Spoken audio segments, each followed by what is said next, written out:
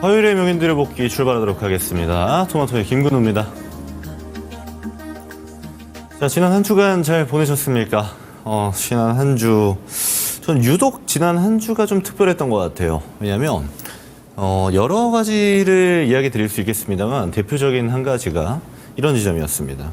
증시에는 보통 일관적인 형태가 있어요. 특히 지금처럼 실적 트레이딩 기간 같은 경우는 실적 발표나는 기업들의 어느 정도의 대금이 집중이 된다든지 또는 그 집중된 대금을 토대로 섹터가 어느 정도의 방향성을 보여준다라든지 또는 또 개별적인 호재가 있다라면은 그 개별적인 호재에 맞춰서 증시의 반응도라든지 민감도라든지 이런 특별한 지점들이 보통 존재하는데 이번 주 같은 경우는 그런 특별한 지점들이 전혀 일관되게 보이지 않았습니다. 오히려 매일매일 다른 시장이다 이렇게 얘기 드릴 수 있을 정도로 어제 같은 경우는 2차 전지가 주인공이었다면 오늘 2차 전지 다 내려가죠. 그리고 장 막판에는 바이오가 다시 튀어 올라오면서 주도주로서의 모습을 또 보여주기도 하고. 그래서 지금은 좀 포트 세팅을 좀 정확히 하셔야 될 것 같아요. 그리고 제가 오늘 강의에서도 이야기 드리겠지만 정확하게 보셔야 될 겁니다. 뭐냐면 지금 증시에서 내가 흔들려서 포트를 어떤 뭐랄까 변환점 이렇게 변화에 초점을 두다 보면은 아마 계좌가 단시간에 녹아내리는 경험도 충분히 하실 수 있을 것이다라고 좀 평가할 만큼 증시 난이도도 상당히 높고요. 일관적인 거는 또 많이 부족하고 이런 모습을 좀 보여주는 증시가 아닐까 싶습니다. 자, 우선은 해당 내용을 좀 참고로 보시면 될 것 같고요. 전일자 미증시가 어떻게 끝났는지, 지금 글로벌 트렌드가 어떤 식의 방향을 잡고 있는지, 그리고 앞으로 우리가 포인트를 두어야 될 지점이 어디에 있는지를 좀 살펴봐야겠습니다. 전일자 미증시 먼저 좀 참고해 볼게요. 우리가 이틀 전 미증시, 그러니까 금요일 미증시가 끝났던 거랑 완전히 반대라고 보시면 됩니다. 자, 금요일 미증시 같은 경우는 어떻게 끝났냐면 딱 하나만 기억하시면 돼요. 빅테크였습니다. 오로지 빅테크에만 초점이 맞춰져 있었고 빅테크를 제외한 나머지 업종 같은 경우는 전반적으로 다 내려왔어요. 자, 그걸 토대로 오늘을 보겠습니다. 완전히 반대예요. 네. 특히 개별 업종들 실적은 좋게 나왔으나 랠리가 지속되지 못하고 도중에 끊겼던 금융주들도 다 올라왔고요. 또 하나 최근에 모멘텀이 굉장히 좋았던 제가 지난주에도 언급을 드렸습니다만 SMR 특히 원전 관련 종목들 그리고 유틸리티 관련 종목들 전반적으로 올라왔습니다. 자, 그리고 빅테크는 좀 쉬어가는 모습을 보여줬는데 여기서 특별히 쉬는 애들 새빨간색 보이시죠?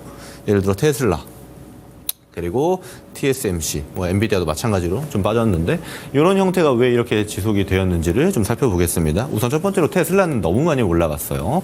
슈팅이 좀 세게 나왔기 때문에 조정기를 좀 거친다라고 판단을 해주시면 되겠고 특별한 지점은 우리와 많이 연계성이 깊은 이 반도체 쪽인데 반도체 쪽도 같이 한번 살펴보도록 하겠습니다. 자, 그 전에 일단 매크로 지표들이 어떤 식의 방향성을 보여주고 있는지도 좀 살펴볼 건데 자, 이슈를 하나 짚어볼게요.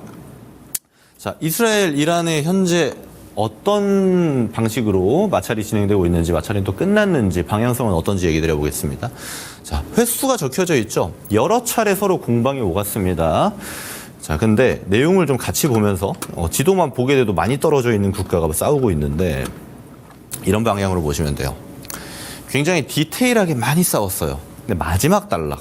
자, 26일 이스라엘 군사시설의 보복 공격을 한 게 마지막으로 지킵니다. 자, 그리고 그 이후는 어떤 방식이냐면 이란이 참는 구조로 가고 있어요.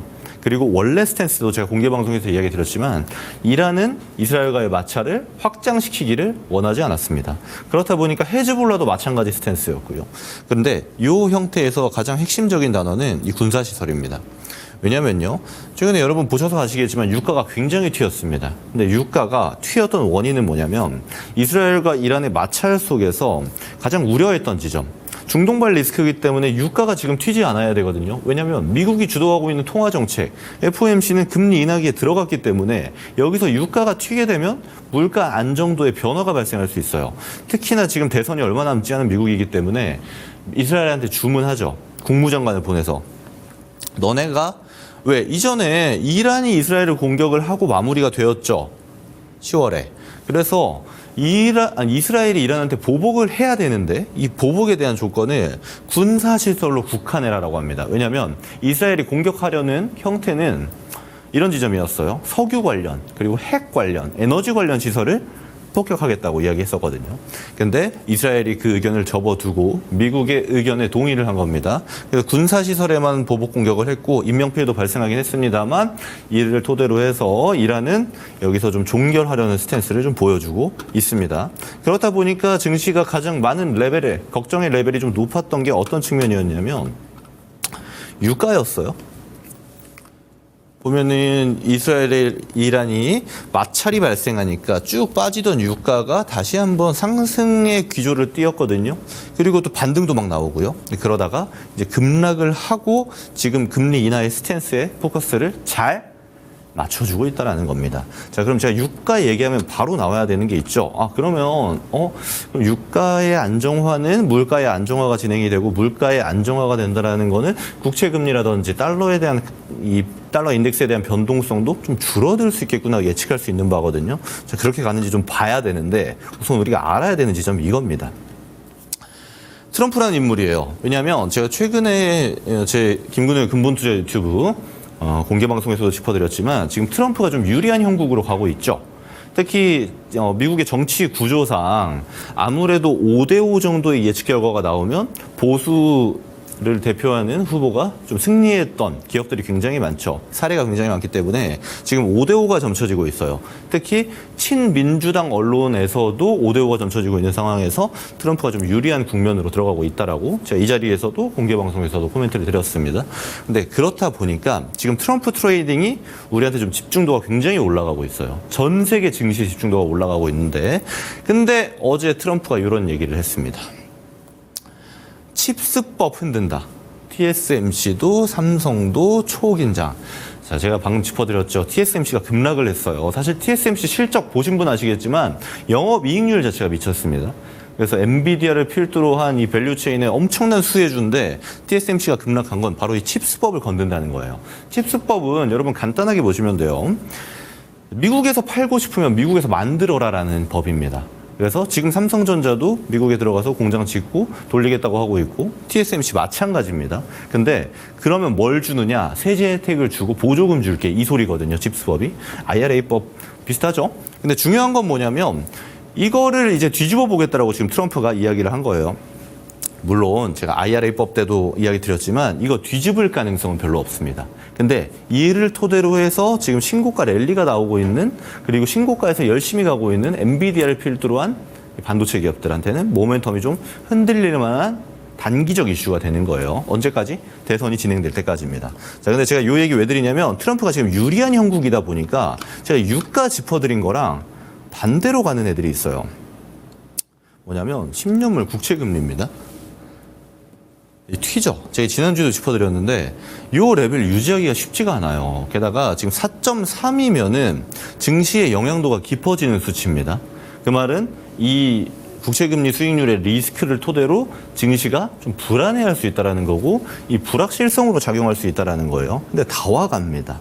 그래서 요걸 잘 좀 보셔야 될 것 같아요. 뭐냐면 우리 증시는 사실 여기서 조금 거리가 있습니다. 우리 증시는 얘보다 더 예민한 애가 있거든요. 근데 얘가 지금 고점대로 레벨을 유지하고 있다는 거에 대한 근거는 제가 지난주에 트럼프 관련해서 이야기를 드렸죠.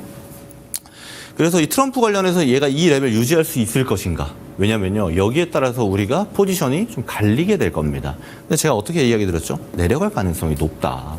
유지할 레벨이 아니다. 왜냐면요. 우리가 미국 대선도 있지만 FOMC도 남아 있습니다. 그러면 이번에 이 FOMC에서 이 할 내용이 뻔한데 제가 예측치 좀 보여드릴게요. FOMC도 얘기할 게 뻔합니다. 네. 지금 물가도 고용도 안정되는 기조로 가고 있다 보니까 50bp 얘기는 일단은 없어졌어요. 이건 없어졌고 자 금리 한 번 하겠다. 25bp 가능성이 95%까지 지금 점쳐지고 있습니다. 그리고 동결 가능성 거의 없죠. 지금 아예 거의 굳혀지고 있는데 이대로 갈 확률이 굉장히 높습니다. 기간이 얼마 안 남았기 때문에. 그러면 이 상태를 우리가 기점으로 본다라면은 이 10년물 국채 금리가 이 레벨 유지할 수 있을까? 저는 없다라고 보고 있는 겁니다. 그리고 이 트럼프 트레이드라는 게 지금 증시를 뒤덮는 키워드여서 아무래도 변동폭이 좀 발생하고 있는 게 이쪽이에요. 그렇다 보니까 달러 인덱스도 이 고점대 레벨에서 유지를 하고 있고요. 달러 인덱스가 유지를 하고 있다 보니까 반대로 우리 원달러 같은 경우는 급격하게 치솟은 겁니다. 그리고 오늘 한국은행 총재가 이제 코멘트도 내렸죠. 1,400달러 위로 안 가게 할 수 있다. 우리는 그럴 만한 정책들 준비하고 있다. 그리고 그 얘기는 저는 당연한 얘기라고 봅니다. 그래서 지금 금리 인하기가 노래됐고 금리 인하가 지속이 될 가능성이 높은데 이 지속되는 사이클에서 위로 튀어버린 이 달러 인덱스와 원달러 환율 얘가 지금 우리 증시를 좀 가로막는 형태를 보여주고 있는데 저는 이거는 금방 해소될 것이라고 봐요. 오히려 크게 중요하게 느끼면 안 됩니다. 왜냐하면 이쪽 타겟팅으로 해서 굉장히 중요하게 느끼시는 분들이 어떤 걸 하냐면 이런 걸 합니다. 아무래도 트럼프가 친 비트코인에 대한 코멘트를 굉장히 많이 날렸습니다. 그래서 비트코인이 지금 신고가 레벨까지 거의 다 와가죠. 네, 신고가 레벨 다 와가는데 중요한 건 뭐냐면 이걸 토대로 해서 트럼프 트레이드와 관련된 종목들을 많이 매수하시는 분들이 있어요. 제가 종목 단위로 좀 말씀을 드리자면 예를 들면은 우크라 재건주들 트럼프가 자기가 대통령 되면 우크라 전쟁은 한순간에 끝낼 수 있다. 그러니까 우크라에 돈줄을 쥐고 있는 미국이 돈줄을 끊을 수 있다라는 좀 과격한 이야기를 했는데 그로 인해서 우크라 재건주들은 그럼 전쟁 끝나면 재건하는 형태의 수혜주가 되지 않을까 하고 나오고 있는 게 SY 스틸텍, SG 이런 애들이거든요. 얘네들이 이제 시세가 나오다가 이제 조금 끝나갑니다. 근데 중요한 건 뭐냐면 이쪽 포지션을 구축하고 계신 분들이 있어요. 얘네뿐만 아니고 비트코인 관련주로 꼽힐 수 있는 우리 기술 투자. 핑거 이런 애들 오늘도 좀 튀는데 제가 요 얘기를 왜 드리냐면요. 지금 자 보세요. 얘네들이 트럼프 트레이드 그리고 최근에 제가 국채금리 수익률이라든지 환율이 튀어주는 차트랑 똑같죠. 같이 가고 있습니다. 네, 출발하는 지점도 비슷하고 움직이는 거 비슷해요. 근데 이거요. 단시간 내에 끝납니다. 왜냐하면 지금 우리 증시 같은 경우는 제가 금투세 관련해서 세금 관련 이슈들이라든지 대외적인 요건들을 통해서 거래대금이 상당히 줄어져 있고 거래대금이 줄어져 있다라는 거는 이제 앞으로 우리 증시는 더 나아질 가능성이 높다라는 반증이기도 하다라는 얘기도 드렸어요. 근데 이 상태에서 얘네들을 가지고 타겟팅을 하면 뭐가 문제냐면 예를 들어 기존에 우리가 A라는 예를 들어서 좋은 섹터를 가지고 있었어요. 좋은 섹터는 제가 말씀드렸던 좋은 모멘텀 보유하고 있고 좋은 실적 보유하고 있는 애들입니다. 근데 얘네들이 어떤 형태예요? 지금 환율 튀고 증시 변동성이 튀니까 조정기가 좀 나옵니다. 근데 여러분들이 이제 타겟하고 싶은 게 뭐냐면 올라가는 애를 잡고 싶어요. 그래서 B를 건드려요. B가 누구냐면 얘네입니다. 내가 좋은 애들을 들고 있었는데 좋은 애들이 좀 비실비실하네? 그렇다 보니까 이런 트럼프 트레이딩 관련된 주들을 공략합니다. 근데 얘네들이 이게 올라가고 있겠죠. 자, 뭐가 문제냐면 우리는 여기서 매도를 잡고 얘를 매수해야 돼요. 근데 제 단기적인 이슈가 될 가능성이 굉장히 크다라고 얘기 드렸죠. 단기적인 이슈가 판명이 나는 딱 그 순간부터 뭐가 나오냐면 얘네들 내려갑니다. 내려가요. 다 내려갑니다. 그럼 B는 내려가겠죠. 그리고 A가 이제 우리가 기존에 보고 있었던 정상적인 종목들, 좋은 모멘텀 보유하고 있던 애들이 다시 갑니다. 실제로 오늘도 그런 형태가 좀 보여졌거든요. 바이오에서도 그리고 삼성전자에서도. 근데 이런 형태가 나오게 되면 뭐가 문제냐면 우리 계좌가요. 여기서 여기까지 1차적으로 일단 한 대 맞았어요. 손실이 좀 잡힙니다. 잡힐 수 있죠. 주식은 또 당연히 위험 자산이기 때문에 오르고 내리고를 하니까요. 근데 중요한 거는 여기서 기다리면 더 큰 수익이 이제 발생할 수 있습니다. 근데 얘로 이제 갈아타는 거예요. 이렇게 되겠죠. 한 번 더 맞게 되는 겁니다. 근데 이걸 맞게 되면 뭐가 문제냐면 계좌가 생각보다 많이 내려가요. 그러면 많이 내려간 계좌를 다시 복구하는 건 훨씬 어려운 일이 되는 겁니다. 저는 그래서 지금 시장에서는 본래 포지션을 잘 구축하고 계셨던 분들은 제가 오프닝 때도 이야기 드렸지만 정확하게 타겟해야 된다고 했죠. 타겟하신 분들이 어떤 결과를 가져왔는지 제가 좀 보여드릴게요. 예를 들어서 제가 최근에 이제 주도주로서 많이 강조한 게 이제 바이오단 종목들입니다. 바이오 종목들 한번 살펴볼 건데 알테오젠, 리가켄 바이오, 에이프릴 바이오, ABL 바이오. 이거 제가 공개 방송에서 대놓고 얘기한 애들이거든요. 얘네 보시면요. 조정이 많이 나오지도 않았습니다. 알테오젠은 상단 레벨 구축하고 있고 리가켄 같은 경우도 가다가 흔들리나 하고 있단 말이에요. 결국 자기 자리 찾아옵니다. 대금이 돌면서 주도주를 우선 타겟하기 때문에. 자, 이번에 에이프릴이나 ABL 바이오도 얘는 당연히 중소형 단위이기 때문에 변동성이 좀 크긴 합니다만 자, 내려오고 있어요. 자, 근데 이게 회복해주는 구간이 저는 분명히 올 거라고 봅니다. 오히려 이제 ABL 바이오 같은 경우는 오늘도 이렇게 상승을 해주면서 마무리하는 모습이에요. 차트가 좀 많이 겹쳐 있어서 잘 안 보이실 텐데 조금 제가 줄여서 보여드릴게요.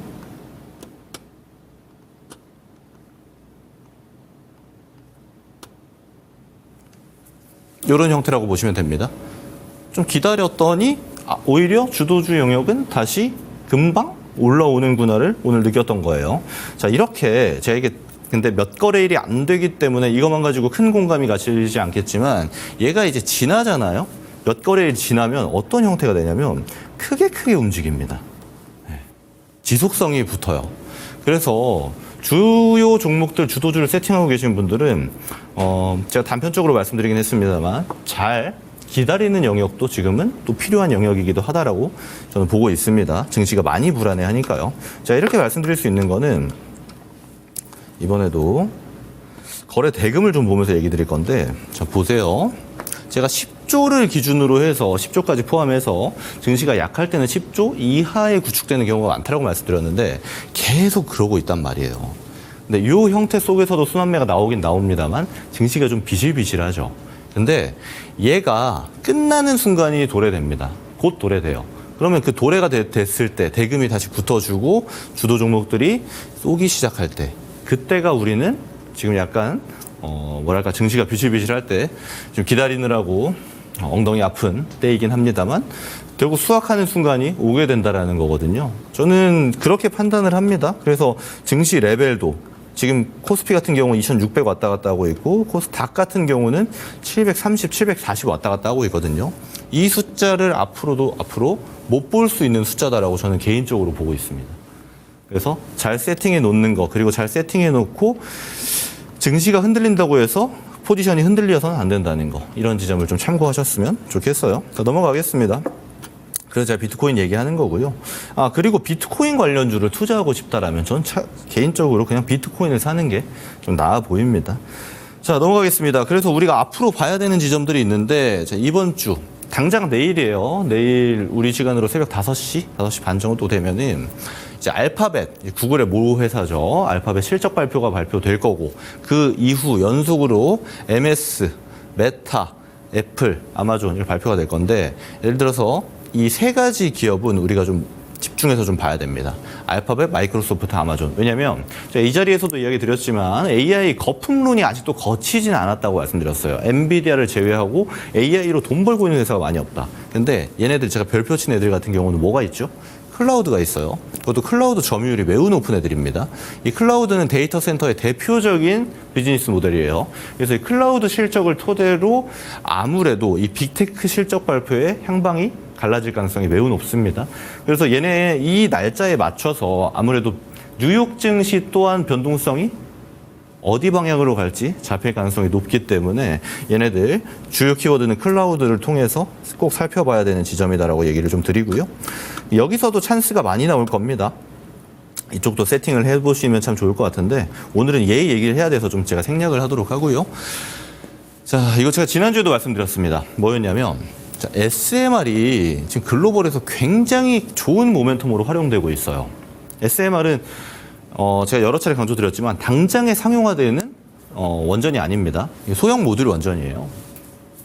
그리고 기간이 좀 필요한데도 불구하고 지금 글로벌에서 특히 빅테크에서 대놓고 SMR을 진행하겠다고 얘기하고 있고 SMR을 진행하지 않더라도 원전을 재가동한다든지 하는 이슈들이 존재하고 있습니다. 자, 볼게요. 뭐냐면 이 전력 수요량은 계속 문제가 될 겁니다. 사실 저도 이 앵무새 같아요. 지금 몇 달째 이 전력 수요 전망에 대해서 항상 얘기를 드리는데 이건요 해소가 될 때까지 우리가 타겟해야 되는 애들입니다. 특히 엔비디아를 비롯한 반도체가 집중을 받을 때 또 클라우드가 집중받을 때 AI 반도체를 통해서 특히 빅테크를 토대로 S&P 500이라든지 뉴욕 증시가 올라갈 때 우리는 어떻게 봐야 되냐면 얘네 타겟해야 돼요. 얘네. 제가 어떤 얘기 드렸냐면 이 전력 수요량 올라가는 거 보고 다 알고 있는 내용이니까 제가 좀 생략을 할게요. 잠깐만 내용 보겠습니다. 자, 구글 같은 경우는 SMR 스타트업, 카이로스 파워랑 자, 500메가와트 전력 구매 계약 체결.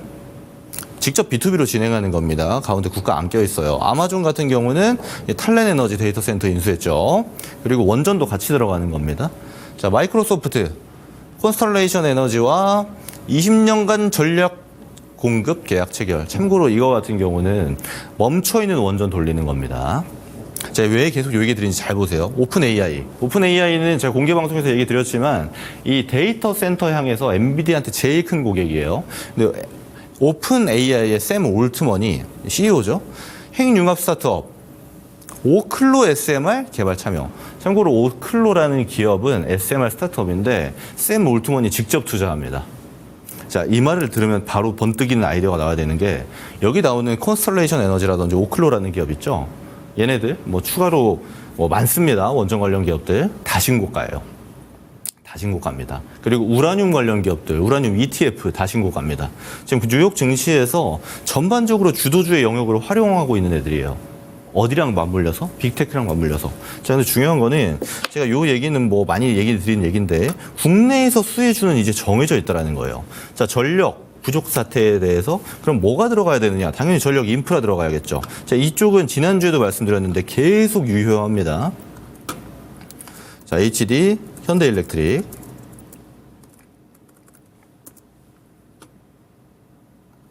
자, 효성중공업, 재룡전기, 일진전기, LS 일렉트릭. 여기에 더불어서 전선 쪽으로 갈 거면 대한전선이라든지 이 정도까지. 그 밑에는 시총이 너무 작아서 이쪽이 이제 주도 모멘텀을 만들어낼 건데 자, 끝나는 듯 절대 안 끝나고 있죠. 이게 우리 증시 분위기를 대표적으로 보여주는 예시입니다. 우리가 자꾸 AI 반도체 하면 뭘 타겟하려고 하냐면 HBM을 타겟하려고 그래요. 제가 이거 얘기 드렸죠. 네. 이쪽을 중심으로 이제는 봐서는 안 된다. 우리가 이쪽 타겟으로 보는 거는 단기적으로 놓고 끝나지 않은 얘네들을 타겟해야 된다고 제가 지난주에 이 자리에서도 얘기 드렸고 공개방송에서도 얘기 드렸습니다. 자, 보면요. 지금 증시 되게 비실비실하죠. 여기에서는 수급이 돌고 있어요. 계속. 우리 안 죽었어를 이야기하고 있습니다. 종목 잘 찾아보시면요. 이쪽 타겟팅에서 저가에서 다시 올라오고 있는 애들도 충분히 존재합니다.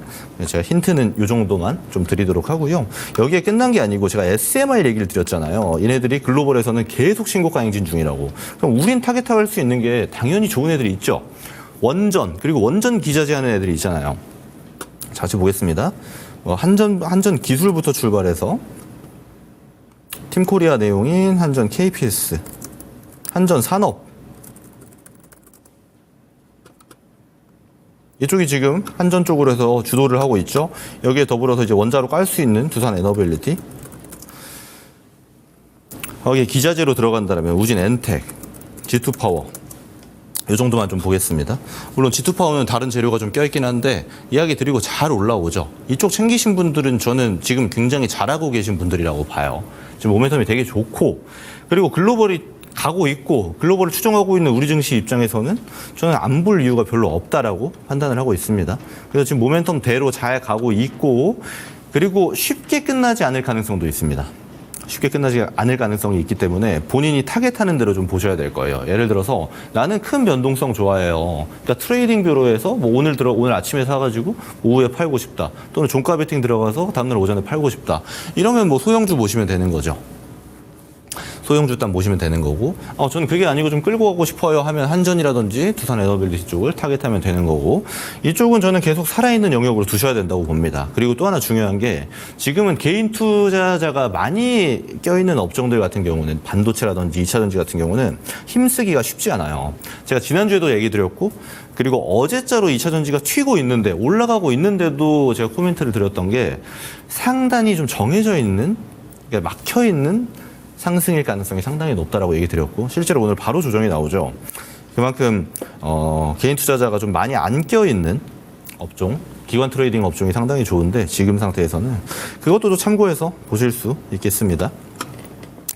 자, 이어서 좀 얘기를 드려볼게요. 자, 그래서 요 정도를 보게 되면은 지금 타겟할 수 있는 애들이 사실 찬스가 굉장히 많아요. 증시가 비실비실한 건 제가 계속 얘기 드리고 있는데 그렇다 보니까 좋은 애들이 내려와 있는 지점들이 굉장히 많거든요. 그러면 포트를 내가 지금 바꾸고 싶으면 그쪽 타겟팅 하면 됩니다. 이건 제가 뭐 말씀드린 섹터들이 많이 있다 보니까 뭐 볼 수 있는 섹터 많을 거예요. 그래서 제가 오늘 이야기 드렸던 SMR이라든지 뭐 전력 설비 쪽도 충분히 좋고요. 이쪽은 제가 오늘은 시간이 많이 부족해서 글로벌 타겟팅에서 글로벌에서 어떤 기업들이 어떤 섹터가 움직이는지를 디테일하게 봐드리진 못했지만 굉장히 먼저 출발하고 있어요. 그럼 우리 추종하는 입장에서는 결국 그쪽 타겟팅을 할 수밖에 없는 겁니다. 그리고 그랬을 때의 기대 성과가 굉장히 좋고요.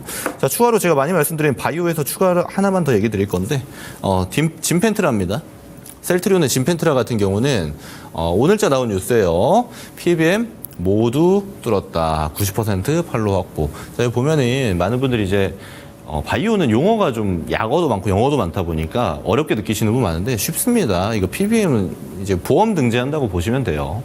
PBM사들이 보험 등재하는 건데 보험 등재가 왜 중요하냐면 우리랑 의료 체계가 좀 다르기 때문입니다. 우리는 의료보험이라는 국가가 보증하는 제도를 통해서 웬만한 질병에 보험을 적용받을 수 있지만 미국은 그렇지 않거든요. 결국 PBM 등재를 한 약품만 본격적으로 팔 수 있는 형태입니다. 그래서 PBM을 뚫느냐 못 뚫느냐를 가지고 이 제약사들이 상용화할 때 어려움을 겪느냐 겪지 않느냐를 논할 수 있거든요. 근데 신약으로 승인받았던 이 진펜트라 같은 경우는 미국에서 뚫었고요. 이제 4분기부터 해서 본격 매출이 나올 가능성이 굉장히 높습니다. 제가 이 얘기 왜 드리냐면 지금 바이오 후발주들이 굉장히 많아요. 제가 대장들은 모멘텀 설명할 때 많이 이야기를 드리지만 자, 셀트리온을 필두로 해서 아직 출발하지 않은 애들이 있습니다. 이쪽이 저는 연말에 좀 성과를 보여줄 수 있는 섹터 그리고 보여줄 수 있는 종목들이 아닌가 싶어요. 제가 이 명인들의 복귀에서도 그렇고 공개방송에서도 그렇고 얘네들이 이제 다음 주자가 될 가능성이 높습니다. 이런 코멘트를 종종 드리는데 이 점을 참고해서 바이오 섹터도 볼 수 있다는 거 보시면 되겠습니다. 자, 그래서 이 바이오주들 같은 경우는 사실 제가 이 시간이 좀 한정되어 있다 보니까 막 디테일하게 풀어드릴 수가 없어요. 그래서 지난주 목요일이었죠. 이 벌거벗은 종목사라는 프로그램 통해서 제가 한올바이오 파마를 막 분석해드리기도 했고 한데 데이터 값을 좀 보시게 되면은 찬스가 지금도 존재하고 있는 바이오테크들 굉장히 많습니다. 전문가님, 저는요 이거 알테오젠 좋은 거 알겠어요. 근데 알테오젠 너무 비싸지 않나요? 부담스러운데요? 사실 저는 더 갈 거라고 보는데 이 가격이 부담스럽다고 느끼실 수 있어요. 특히 차트 분석하시는 분들은. 그래서 그런 분들 같은 경우는 후발주 타겟하는 게 훨씬 더 마음 편하게 진입할 수 있을 겁니다. 그래서 이런 지점 제가 드렸던 내용 또는 드릴 내용 참고하셔가지고 바이오주들은 보시면 되겠고요. 자, 그리고 오늘은 제가 얘기를 다 드리지 못했습니다만은 요 얘기 드리려고 제가 좀 바탕을 설명한 겁니다. 내일 오후 4시에 제가 제 유튜브입니다. 김근우의 근본투자 유튜브 통해서 여러분들께 이제 바이오주들, 지금 막 올라간 거 말고 이제 후속주들에 대해서 특히 신약테크 쪽으로 후속주들을 좀 분석하는 시간을 가져가 보려고 합니다. 지금 바이오에서 포모 느끼시는 분들 꽤 많으실 거예요. 나는 반도체 들고 있어가지고 바이오 상승할 때 못했는데요 하면은 이번 후발주를 노리는 전략도 충분히 괜찮다라는 점 이 방송 통해서 참고하시면 되겠습니다. 자, 오늘은 여기까지 하도록 하겠습니다. 시청해주셔서 고맙습니다. 토마토의 김근우였습니다.